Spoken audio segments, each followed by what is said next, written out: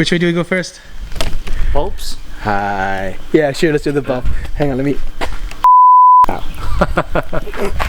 Never mind. Give me a second.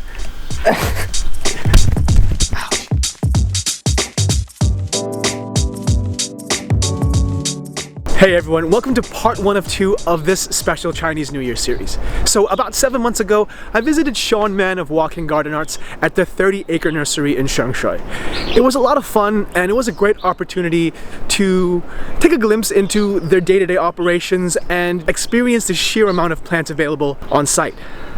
But it's now 2020. Let me catch my breath real quick. But it's now 2020 and preparations for Chinese New Year are well underway in Hong Kong, and plants are a huge part of this tradition. Plants with lucky names are used to make arrangements and decorate homes, offices, and public spaces, and plants have to be just perfect for this specific window of celebration. So today we're going back to see what goes down at the nursery during this time of year, where the stakes are high as they can earn between 30 to 40% of their annual income during this season. We'll get a behind-the-scenes look today at how a commercial operation prepares the various bulbs, trees, flowers, and more for wholesale and retail, as well as get some horticultural tips on maintaining and even cloning some of the plants. We're going to be looking at all that over the next 2 episodes, so welcome to part 1. On our way to the narcissus bulbs, we make a brief stop to check out an increasingly popular inedible fruit arrangement using Solanum mimosum, also called cow's udder, nipple fruit, fox head, or 5代同堂. And in English they call it 5-generation fruit. You know, in Chinese culture, if you have 5 generations worth of kids, grandkids, and so on, then it's lucky, happy. Whole eat out, right? Whole eat out, yeah. It's poisonous though, so don't eat it. Next to this is a beautiful orchid arrangement. Elaborate and very celebratory, this one is packed with auspicious red and gold colors and other seasonal greetings. Yeah. Nailed it. Not Nailed it! Most arrangements like this have multiple orchids in individual containers. Each need watering, a common oversight by many, Sean says. Though typically discarded once the New Year celebrations are over, it is possible to save the orchid bulbs when they die back. And then what we do is we cut them right down to the bottom. And so then almost to the base of where like the stagnant moss is? Yes, that's right. And then it'll come back up.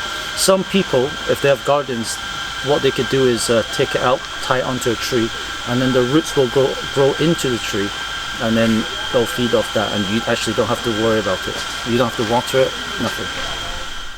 But while they're blooming, Sean recommends watering every 7 to 10 days. So Sean, tell us a bit about where we're going next. We're going to be able to see all the narcissus bulbs, okay, and then the Chinese oranges, the different varieties of citruses that we have, and all the popular Chinese New Year flowers.